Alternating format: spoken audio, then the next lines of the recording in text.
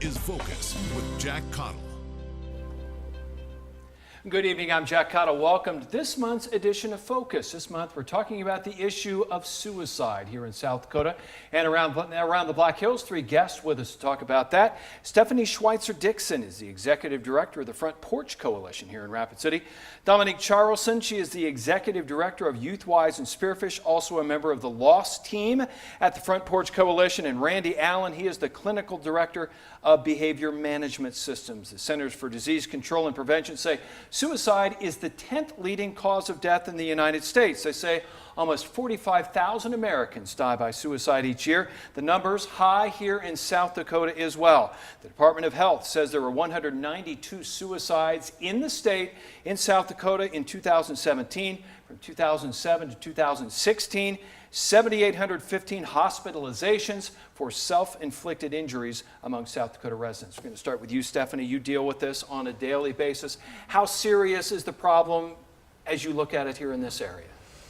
Well, with those numbers that you gave, we experience a higher rate than national.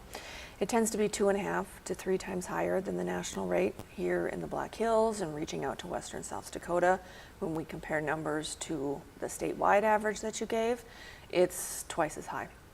It's alarming to hear that, it's concerning to hear that, but we also want to stress that there is help. There's hope. There are resources for people to get help. We have to make sure that people are aware that they know where to go. And people frequently ask me, why is this happening? There's a lot of different factors, but know that no matter what people are struggling with, and there's a lot of different factors, there's a lot of different things, we have to make sure that whatever that is, you can go to someone and you can go to professional help. And yes, there's a shortage of places to go, but the places that we do have them, can help people.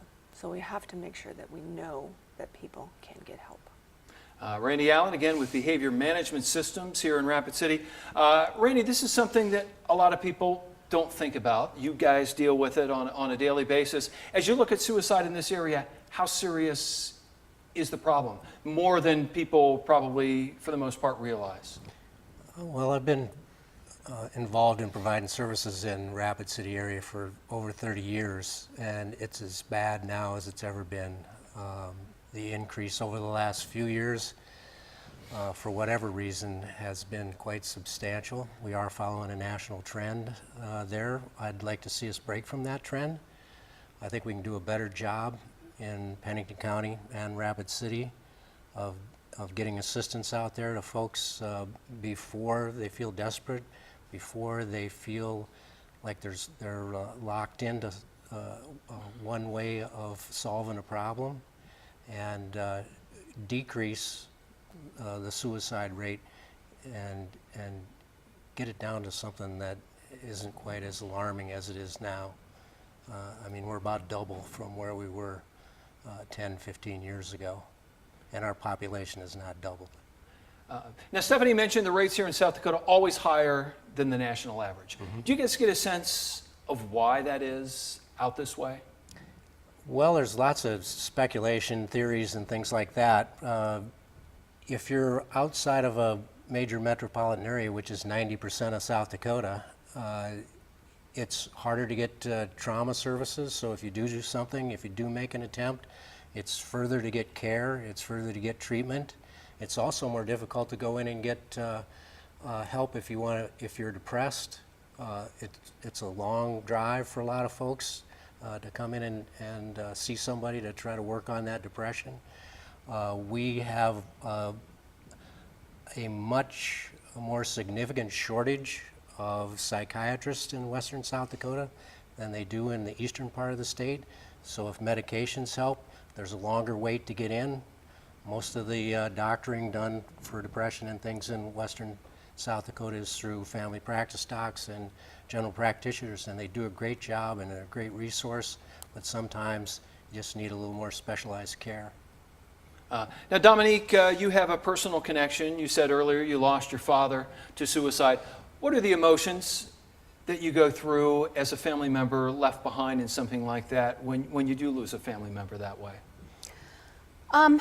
It definitely makes you feel, it's a very unique way to die, and I think that it makes you feel isolated in many ways because it is such a special and unique way how somebody could die. So I think that you tend to think that in grieving you should be alone also. So I think that whether there's help or support out there, you really need people coming in to you to show you that you can receive help and that you can have people near you when you're grieving. Now, you're part of the loss team that helps other people who have lost family members or friends due to suicide. What you went through what are you able to bring to those people?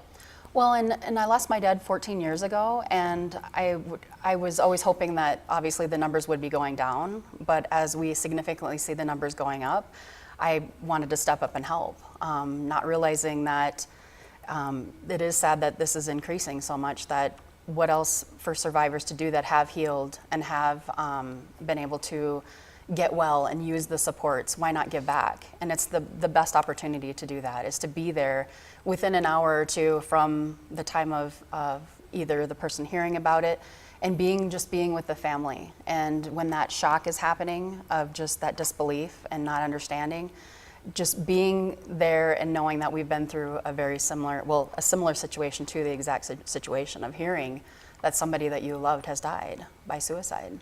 Are there feelings of guilt that come along with that sometimes? Oh yeah, we're going through the whole grieving wheel just like every other loss, but because of the fact that it is so unique in the sense that they took their own life, that it's very complex to be able to process what is going on and happening.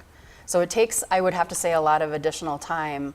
I can't speak for anybody else, but for my own personal experience, it takes years, and I don't ever really think you fully can grasp what it does to your life to be able to process what happened to your loved one.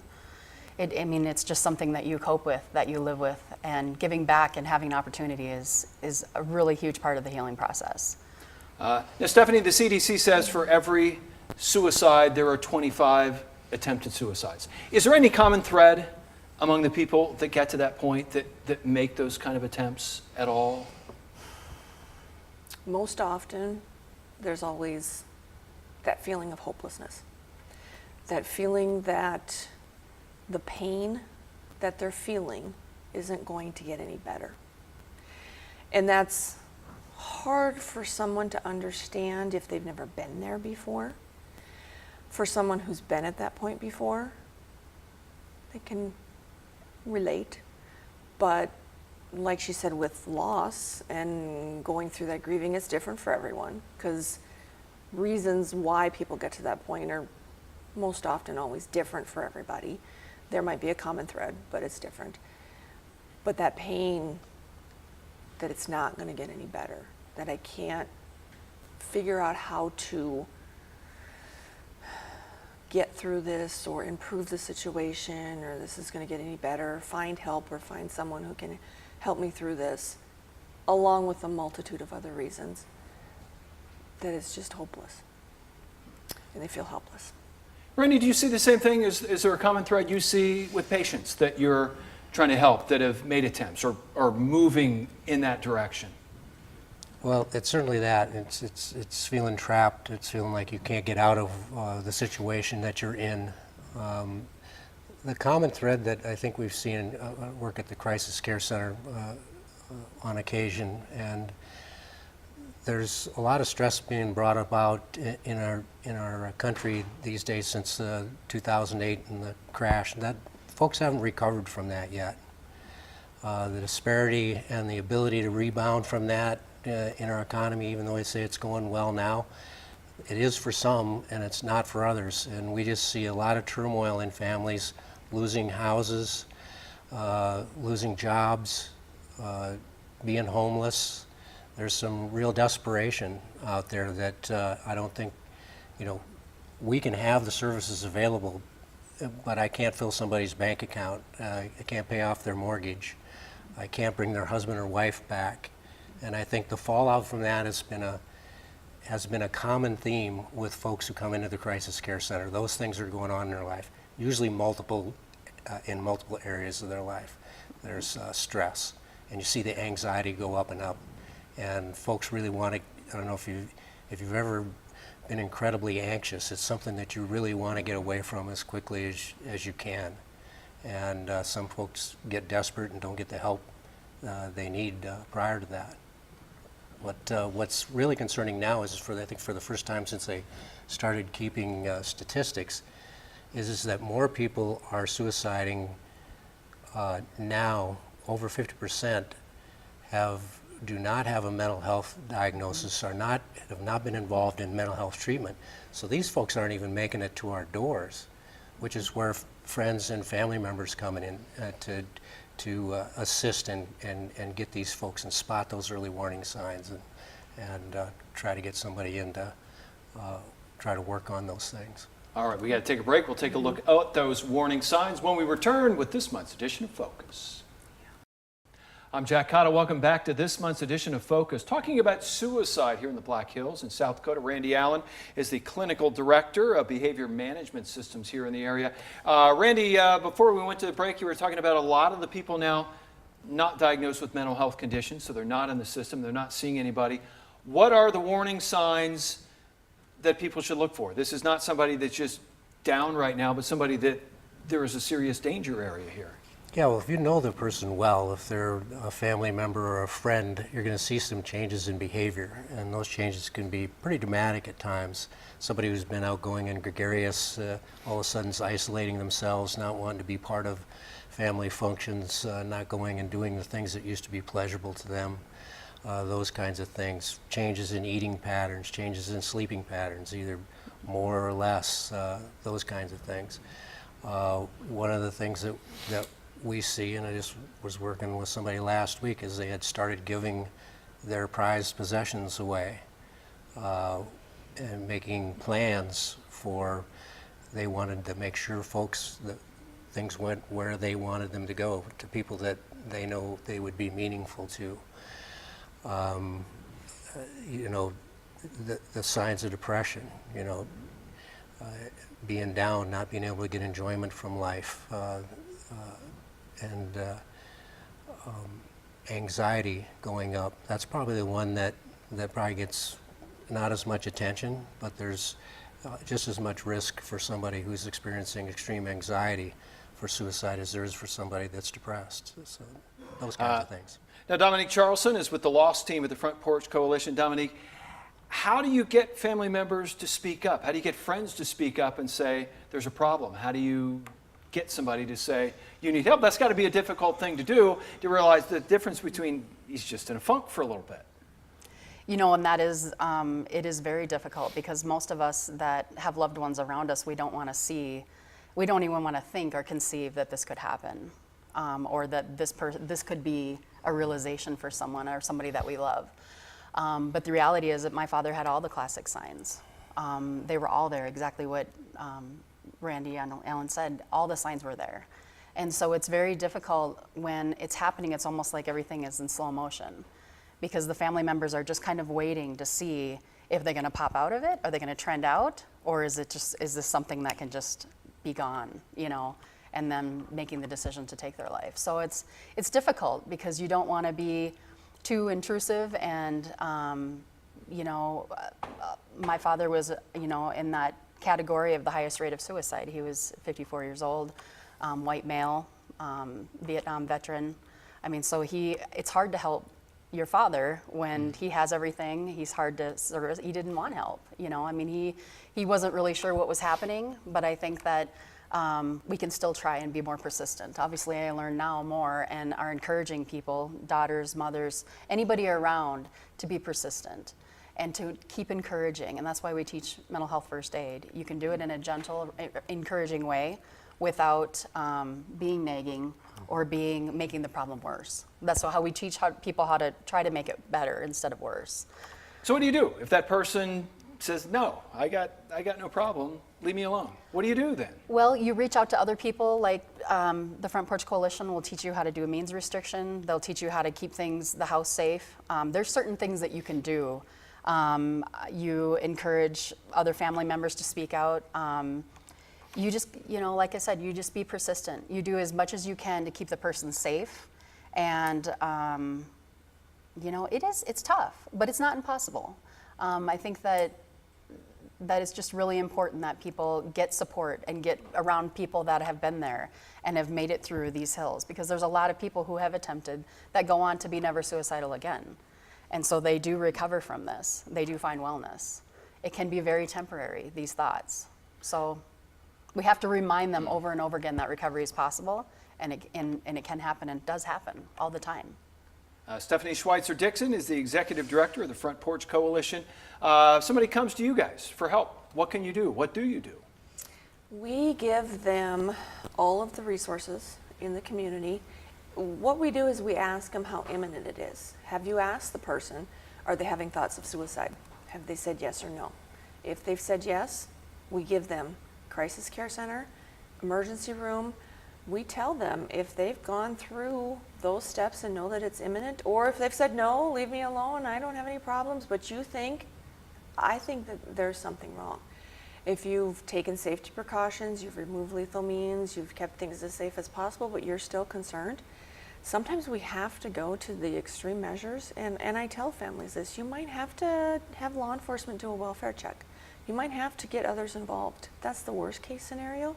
The other kinds of scenarios are encourage them to go to crisis care center. Encourage them to go with you to an appointment, an outpatient appointment. Encourage them to go to the primary care provider. Tell them that, maybe there's other things going on physically. And sometimes a doctor can encourage someone to look at other types of things that are going on. Could be physical, but if it's mental health, maybe a doctor can encourage them to take medication. Yeah, when you're out this way and you get into some of the rural areas, is it more difficult to get people to the help they need, to get people to the services that they may need? Yeah, it really is, because again, like Randy said, it's primary care providers, and it's even, you have to drive an hour to get to a primary care provider, so that's even harder. And that's why, when Dominique said that, it's gathering other supports of other family members and friends. Sometimes it's friends. Sometimes it's hard for family members to have that conversation with their father, who, is the stoic, veteran and wants to take care of his family. And so friends of his can be supports to have that conversation with him. And again, you just have to make sure that they're safe, that, they can't take anything or use anything to end their life. And again, you just have to have that conversation with them. If you get to the point where you feel that you need help, or you feel that you are at the point where you can't continue with life anymore and you have to end your life, here's where you can go. Here are places of where you can call and where we can get help, because I'm concerned about you, I'm worried about you, I want to get you some help. Here's where you can go. And make it so that that individual, and I always tell family members, I always tell everybody, make it so that you're not telling the person where and what they should do. Nobody likes to be told what to do. What will help you? And an attempt survivor has once said, and it was very important, if somebody would have asked me, how can I help you? It would have made the difference. And he would have said, if you would have asked me if I'm having thoughts of suicide, twice, I would have said yes. All right, we got to take another break. We'll continue our look at suicide when we come back with this month's edition of Focus. I'm Jack Caudill. Welcome back to this month's edition of Focus, talking about suicide. The CDC stats show that suicide is the second leading cause of death for young people aged 10 to 34. Randy Allen is the clinical director of behavior management systems. In terms of youth, what are we seeing in this area when it comes to kids and suicide? Last year was a really rough year for Rapid City. I think 3 or 4 kids. That's a lot of kids in 1 year, given our population. One of the things that happened after that I think is probably a good thing is that the community got a lot more involved, and we started getting a lot more. I don't know what happened in the rest of the city, but at behavior management systems, we had a big spike in the number of kids being referred from schools, school liaison officers, parents. It went up, They were alarmed about what was going on. They were reaching out, they were doing the right things. And even if we can't, our number one social mission is to reduce risk for kids and adults in regard to suicide. And so if you show up at 350 Elk Street on any given day, and if we're not open, the crisis care center's open, you're going to get somebody to talk to. You're going to get somebody to walk in within minutes to be able to sit down and work through whatever's going on and find out what can be done about it. We're not a perfect organization. We don't make perfect plans, but we care, and we'll walk alongside these folks until it looks safe for them and their kids. How young are kids are we talking about when you're talking about attempts? It's getting lower and lower. It used to be you didn't see anything below double digits, 10, 11, 12, and I know that sounds young, but it's going lower than that. And you'll hear kids that are being brought in from elementary schools, brought in by parents, brought in by school personnel, and we're intervening in situations like that where an 8-year-old, 7-year-old says they don't feel like living anymore, that they feel like dying. So it's gone down. All right. Dominique Charlson is with the Lost team at the Front Porch Coalition. What misconceptions are there about suicide that people have? I think that people think that people are mentally weak, or they're emotionally unstable, or they're chronically always not being able to manage their lives. And we have found that that's not true. There are people that can live their daily lives very well and manage their relationships and self-care and still die by suicide. So that is a huge misconception. Another one is that people are doing this for attention. A lot of times people, we're constantly talking to people about they're not attention seekers, they're attention needers. Just switching that around in your mind helps people reach out and help people instead of just getting angry that they're using up time and space to, by asking for help and doing other behaviors that are maybe not popular. So. Stephanie Schweitzer-Dixon is the Executive Director of the Front Porch Coalition. If somebody needs help, where do they turn? Where can they go? Well, if they need help, they need to, like Randy said, go to Behavior Management Systems, Crisis Care Center, any of our mental health providers. You can find those resources on our website. Easy to find, frontporchcoalition.org. We have on there Behavioral Health Guide, which gives you all the providers in the area.